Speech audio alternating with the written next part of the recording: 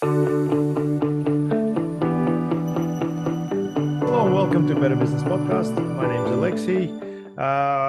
Today, I want to have a chat to you about email marketing automation because I find that a lot of the time this is one of those really simple things that makes a huge difference to majority of businesses. Now, email marketing obviously is not a new term, and I think a lot of you guys understand it. However, when it comes to small business, little things like sending a confirmation email once the inquiry has been sent, or potentially following up on visiting a e-com site or doing a incomplete checkout can really lead to quite a lot of sales. And I think that's money really being left on the table. The issue right now is that majority of us are really busy. We've got a lot of things flying at us. If you're on your desktop, you probably got dozens, if not more, windows open with various things popping up. If you're on a mobile, you're being distracted by lots of other things. Now, I do understand that a lot of people don't like email. They think that it's obviously spamming and lots of other things. But think about it. How many emails are you getting yourself? And while it may not be your cup of tea, it is certainly an easier way to reach somebody. And especially, when you evaluate all the costs, it's something that doesn't cost an arm and a leg. I find that the biggest problem when it comes to, let's say, e-com is the actual customer journey. It's the checkout process and the timing around it. A lot of the time people would, browse for a product during their lunch break, and they don't really have the time to, do a checkout right then and there, unless it's obviously something that's well priced or well researched. But when we're talking about that top of the funnel and someone just looking to, find a product, the best you can do is potentially get their name and email via a pop-up on the website, promising some sort of a coupon code or some sort of a discount. Now, if that's the recipe, that gives you a green light to be able to follow that person up quite aggressively in order to get that sale. Now, why I say aggressively is that the conversion window typically for those sort of purchases is roughly about a week, I'd say to 10 days. And it really depends on the industry.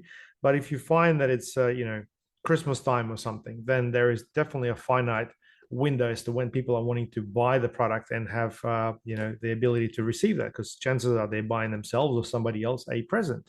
If someone's making a decision on engaging a service, you've also got a finite window of opportunity that you need to be automating or enhancing. So for that reason, I find that email marketing automation works really, really well. And look, I think if you understand the idea, really what we need to do here is, first of all, understand that customer. So what is it they're after? What is it that they are wanting to specifically receive? What sort of situation are they in? What are the problems that you're solving? And if you can wrap your copy specifically around that and keep it really short and straight to the point, I think you can have some really good success. Now, in terms of engagement, I've seen some online stores sending an email almost like every day. And look, it's either they buy from you or they unsubscribe, or potentially you'd set up something a little bit more gentle with things that are wrapping around specific discounts. So if that's around income, that's the approach that I would follow.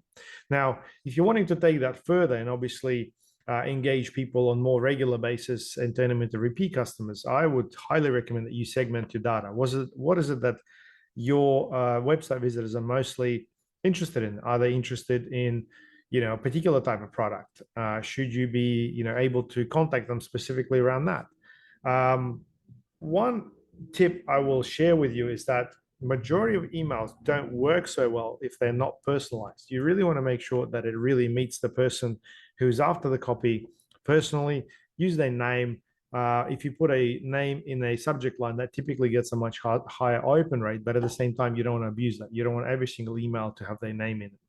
I think you're also looking for some sort of an action within each email. I would definitely encourage people to click a link or respond to a particular email, really depending on how you are going to deliver on that particular campaign as well. Now, when it comes to the platform, there's obviously many different email platforms. I find that a lot of small businesses and people who are starting out like to jump onto things like MailChimp.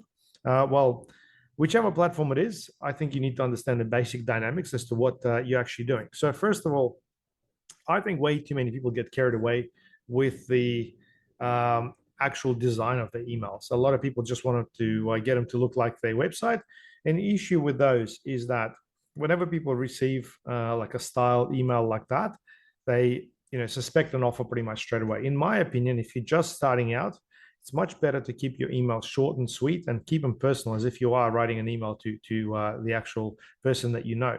So for that reason, I would go with plain text emails, almost like what you'd write to a friend, and see what sort of response you're going to get. If you're going to turn into proper newsletters or monthly EDMs, that's fine. You can use your style templates, but initially, I would definitely recommend using something that's a little bit more simple.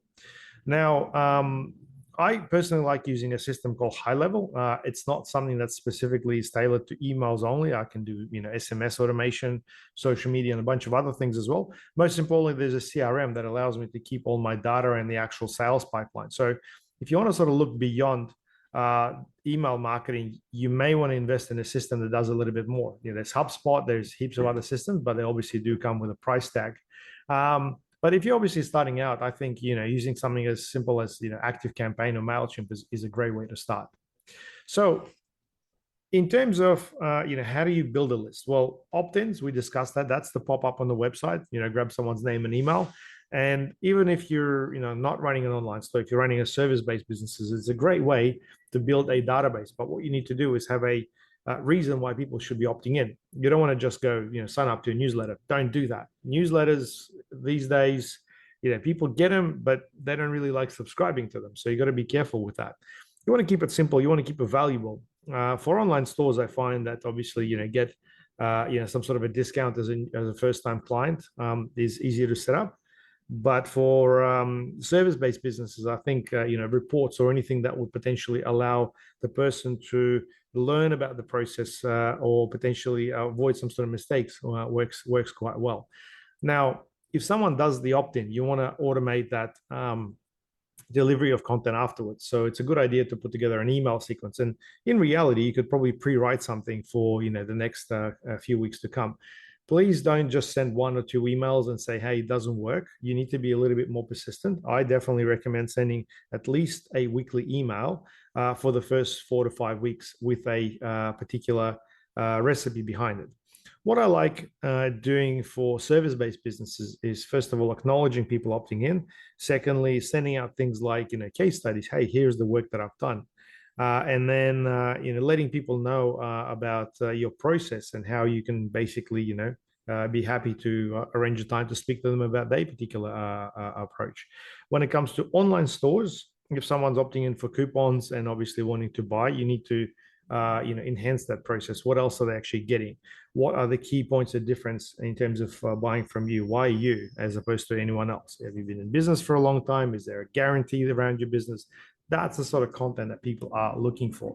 But anyway, I think that simple email marketing automation can really boost your revenue quite substantially. In fact, we find that it's at least 10% revenue being left on the table by businesses by not doing things like email marketing. So if you haven't done much email marketing, or you're thinking, what else can I do? Believe me, this is one of the easiest and the cheapest things that you can apply to your business.